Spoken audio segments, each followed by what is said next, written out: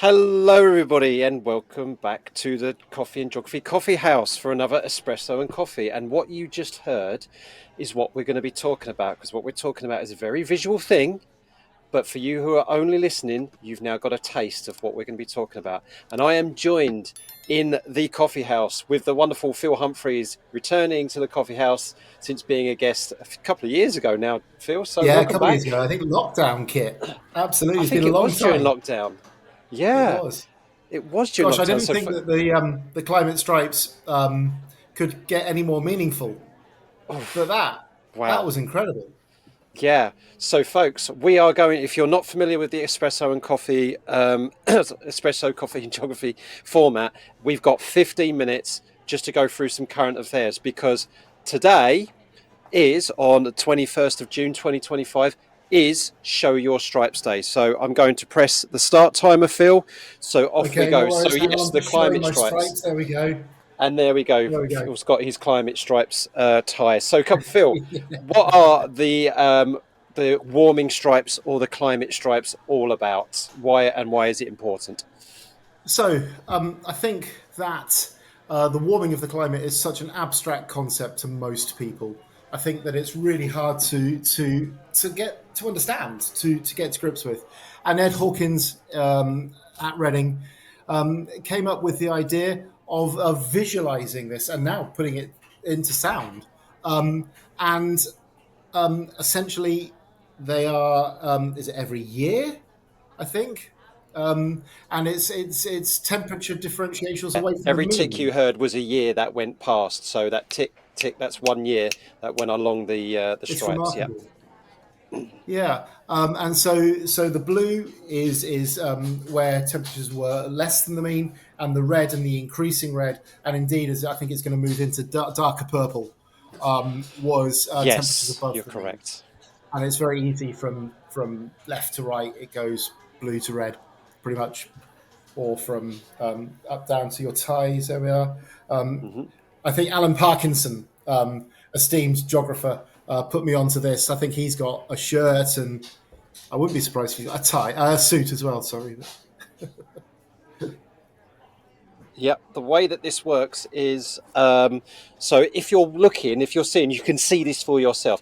If you're listening to us on the podcast, folks, I strongly urge you that the next time you get an opportunity, just go to showyourstripes.info and have a play around with this. So as Phil just described, we've got different shades of blue and red. The deeper the blue, the further below the average temperature from a baseline. And in this case, I believe the baseline is the 50 years between 1900 and 1950. So if you're much lower than that baseline, you're a darker blue. And if a single year a stripe is much higher than that baseline, you're a darker red. And you can see the stripes there give a very clear, distinct change. And Phil, just tell us about these last 10, 20 stripes. I mean, it's catastrophically scary, isn't it? To be fair, they are increasingly red in shade, and in fact, they've lost their shade towards the end, haven't they? They've lost the red. They're a darker shade. They're darker purple almost towards the end. It's remarkable, and I think it is absolute proof of the climate crisis that we are living in at the moment. And it just makes it easy for people to understand, to see, to visualize. It certainly does. So, Phil, as in terms of an educator, then how have you utilised visualizations such as this, and why is it such an important? I mean, you alluded to it a few minutes ago, but if you can expand on that a little bit about why such visualizations are important, because I think that the awareness of climate change has been catalyzed and has exploded by things like Greta Thunberg's school strikes, things like that. But things like this, and as we heard, then people playing off them, like the University of Newcastle doing that sonification of it. So, what is it Absolutely. about this that makes it easy to teach about or very impactful to teach about?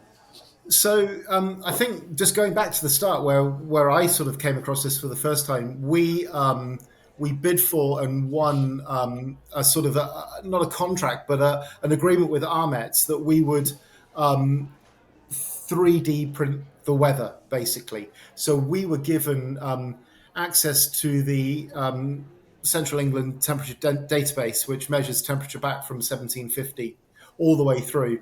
And we 3D printed decadal blocks of the temperature. And from about 1750 to 20, it must have been about 2020, I think, by then. And it shows exactly the same thing as the climate stripe shows. So the decadal blocks are getting bigger and getting larger and larger and larger, and they fit together like jigsaw pieces. They were taken to the COP in Glasgow, and now Armets have given this as a sort of a trial, and you can now 3D print the weather and get a real visual representation because it's kids are bamboozled with everything. They think they don't necessarily understand what's going on. They know that something is happening. They're told all sorts of things from all sorts of people, and this just shows it um, in its absolute sort of bare naked form. Really, the bars are increasing, the colours are getting redder and redder, and therefore, we need to have something. We need to do something, and so we start this with our whenever we talk about climate change, we start with the climate strikes, and we introduce it as a non-negotiable, if you like. Yes, there have been warming periods in the past. Yes, there have been cooling periods in the past.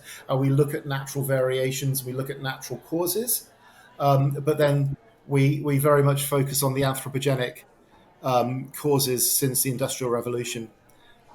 But we'd always try to leave it with hope as well. I was talking to one of my year nine kids today and said, but Mr. Humphries, I'm finding our year nine lessons a bit sad at the moment. And it is, do we have 20 years to save the planet? I'd like to finish my optional year group with the real kicker. Um, and and it's like, yeah, but we're leaving with hope. We have given you hope. We've talked about the choices that you can make and we can all make together. And it's those choices that we can all make that will make a real difference. Absolutely, yeah. And just to make a correction, folks. So Oh, sorry. the climate. No, no. From me, the climate. The stripes are actually the baseline they use is the average between 1961 and 2010. That's one of the problems with climate science communication, folks, is that quite often different sources use different baselines. So if you've heard like the pre-industrial, they're talking about the difference between the average between 1850 and 1900. So when you hear things like warming of 1.3 degrees, 1.5 degrees, that's the baseline they're using, whereas the warming stripes use the baseline of 1961 to 2010. That doesn't help with And then our that's just communication. scientists getting it wrong. Then we've got to deal with Yeah. catastrophic politicians who have Yes. absolutely no idea on the whole. Yeah. Well, I'm not thinking about Donald Trump particularly, but well, what I will say though, folks, is that regardless of what baseline they use, the climate stripes are valid no matter really what baseline you use because it still shows the same change in trend. It doesn't matter where you stick the average. Basically, they're still going to say that show the change in trend. Now, the what the University of Reading have do absolutely fabulously is that they've changed this into a public information campaign. So if we take this BBC article from last year, for example, climate strikes projected onto landmarks. Let me just describe this to you folks who are listening rather than watching. So this is from last year. You've got, for example, here projecting the climate stripes onto Hay Castle on Hay and Wye. So you can see actually how that kind of works with the architecture of those spikes above those windows and how that last wing of the building, if you like, is completely red.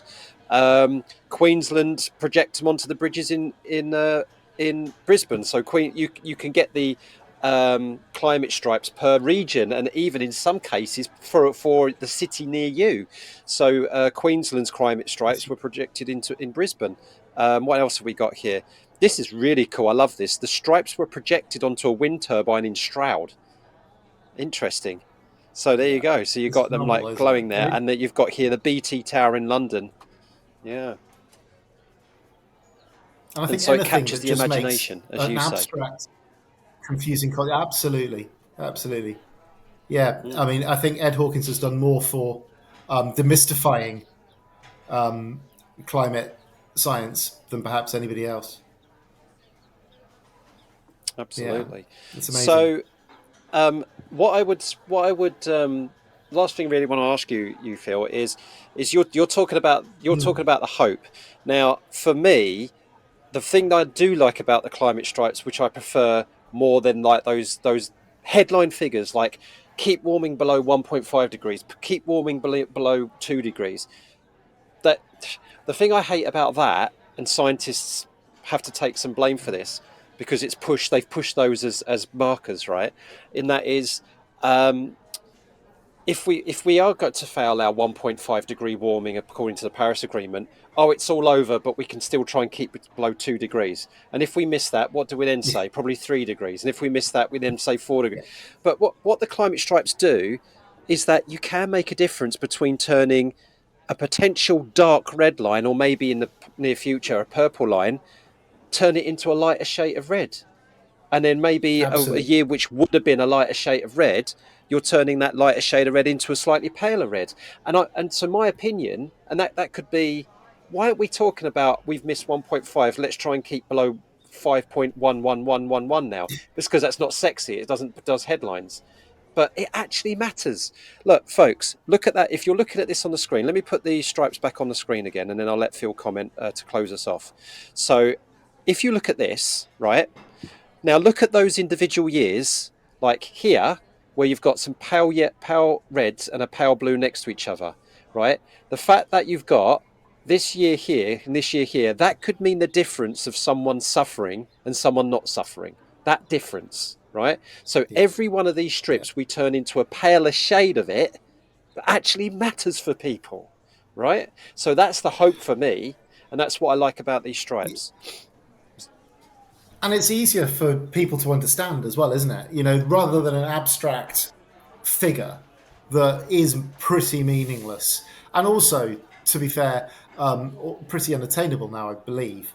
I think that we are approaching a tipping point whereby we've almost shot ourselves in the foot to try and keep it under 2 degrees.